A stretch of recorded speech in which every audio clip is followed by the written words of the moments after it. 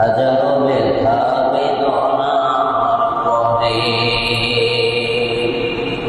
ফিরে আসনি তুমি আমার ঘরে। হাজারো ব্যথা বেদনার পরে ফিরে আসনি তুমি আমার ঘরে।